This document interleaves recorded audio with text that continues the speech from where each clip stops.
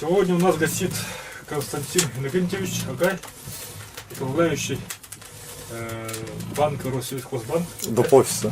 Дополнительного офиса Россельхозбанка в селе Намск. Да, все верно. То есть в Намском районе полностью. Намский район, да. Расскажите, пожалуйста, вот про прошлый год, он, как все говорят, был кризис, да? И непростой год прошел. Как вы думаете, простой гражданин ощутил этот кризис? И каким образом он его ощутил? Так, ну, давайте я буду говорить за себя, потому что я себя тоже причисляю к простым гражданам, да? Кризис, конечно, это будет ложь, если я скажу, что кризис я не почувствовал. Конечно же, ощущение кризиса есть, оно присутствует. Выражается оно в чем? Выражается оно в повышении стоимости продуктов, повышении стоимости ГСМ. Но все же, я скажу, повышение есть. Но я не скажу, что это настолько критично. Да, стало сложнее, но тем не менее жить можно, скажем так, да? Главное работать, главное стараться. И все же общими усилиями, я думаю, в любом случае из этого кризиса мы выйдем. Главное делать свою работу, повторить свою работу качественно, да? То есть каждый из нас это делает какой-то продукт. Соответственно, этот продукт продается, и чтобы стоимость этого продукта, соответствовала его начинке, да, его качеству. Вот самое главное это, я думаю. И как же быть гражданам в следующем году? Будет ли кризис в следующем году? Как вы думаете? Инфляция как у нас ведет себя? В следующем году, в принципе, в этом году уже получается. В этом году, да. Ну что я могу посоветовать? А совет, самое главное, это деньги должны работать, да? Каким образом? То есть понятно, что простому гражданину, который не связан, у которого работа не связана с финансами, самое простое и, скажем так, надежное — это хранить денежные средства в банках, во вкладах, да? Конечно, банки должны быть проверены, банки должны быть, скажем так, надежные. Найти эти банки несложно. Сейчас мы все пользуемся интернетом. Соответственно, мы можем в поисковике забить, предположим, скажем, десятку крупных банков России. И оперируя этими банками, соответственно, уже исходя из процентной ставки, денежные средства размещать во вклады.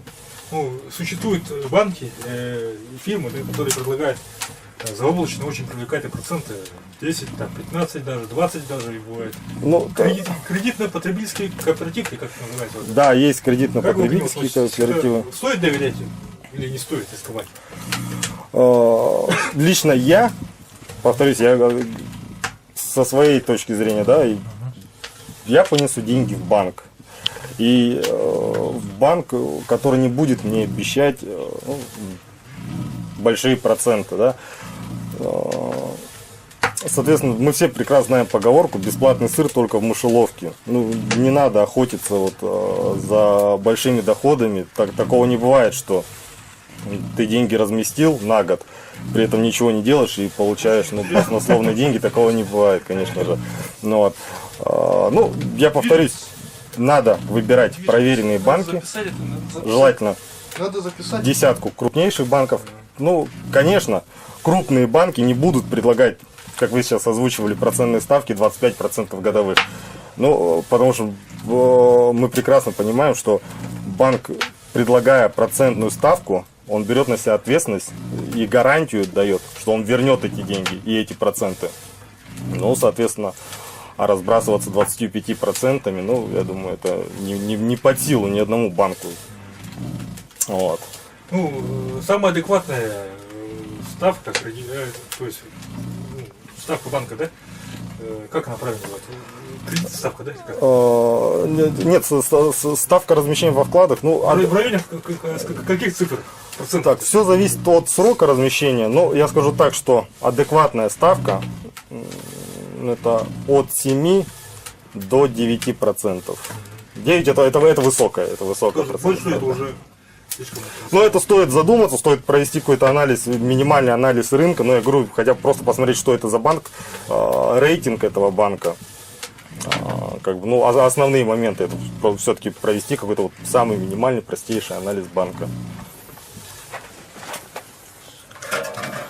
Так, сейчас мы посмотрим, что у нас с нашим бруском. Константин Иннокентьевич, оказывается, давно интересуется кузнечным ремеслом. Да, на самом деле давно мне это интересно. Правда, еще таких навыков нет обращения с инструментом. Но...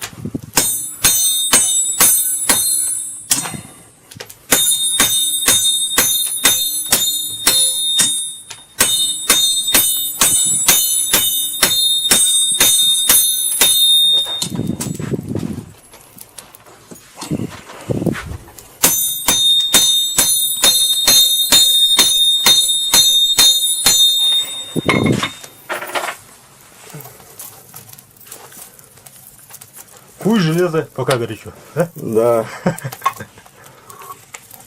Очень много читал по данному ремеслу информации искал. Но это была только теория, практика это сегодня нет первая, скажем так. Ну что вы хотели еще сказать жителям республики? Кроме банков, какие способы есть сохранить и приумножить свои небольшие Сохранить, вложения? что касается сохранить, это, конечно же, экономия, в первую очередь. Экономия в каком плане? Экономия, это я не подразумеваю, как экономить на продуктах питания, на хлебе, да? Экономия от, так сказать, оградить себя от нецелесообразных затрат. То есть, ну, к этим затратам я отношу, ну, те же самые сигареты, да, сигареты, алкоголя по минимуму. Вот. Также, ну, я говорю, сейчас очень развита реклама такая, скажем так, ну, на самом деле, это достаточно агрессивно это и в интернете, которые выскакивают такие ролики, да, непонятные. Ну, я образно говорю, там, примет человек таблетку, похудеет, да. Вот, это избегать, конечно, всевозможных затрат, ну, скажем так, ненужных. Прежде чем что-то купить, скажем так, то, что не относится к категории жизненно важных, необходимых, ну, все-таки подумайте, да, стоит ли, нужно ли, и как долго вы будете им пользоваться, этой вещью.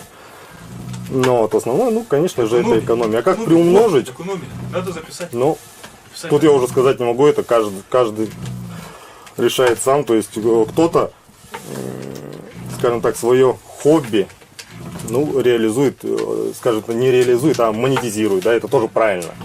То есть, если ты это делаешь с интересом, да, помимо твоей основной профессии, ну, почему бы это не монетизировать? Да, та же самая кузница. Вот. В принципе, сейчас мы куем клинок, который будет реализован, да, в качестве, скажем так, благотворительности. Ну, это тоже хорошо. Да. Также я не считаю ничего зазорным, если реализовывать, в принципе, как в розничной торговле, да. Но это не только кузница, это в целом как какое-то хобби можно, да, реализовывать, да.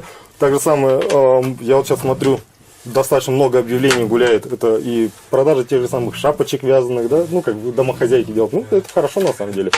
Это тоже какой-никакой доход. Ну, вот. Это что касается приумножения, да. Ну, в принципе, все.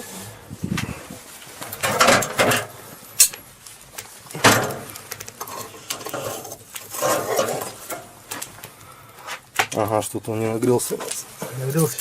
То, что вы делаете здесь, это, конечно, дорого стоит. Большое вам спасибо. Ну, а сейчас что? Наверное, самое приятное — раздача подарков. Да? Василий, поможешь мне? А может, дети стишок расскажет? Давай. Давайте, можно. Конечно. Владик расскажет стишок, да? Владик, иди, да. Давай возле меня вставай и давай рассказывай. Громко. Висят на ветке чайки, осенние фонарики, и путь из носинки, и голубые тинки. Молодец!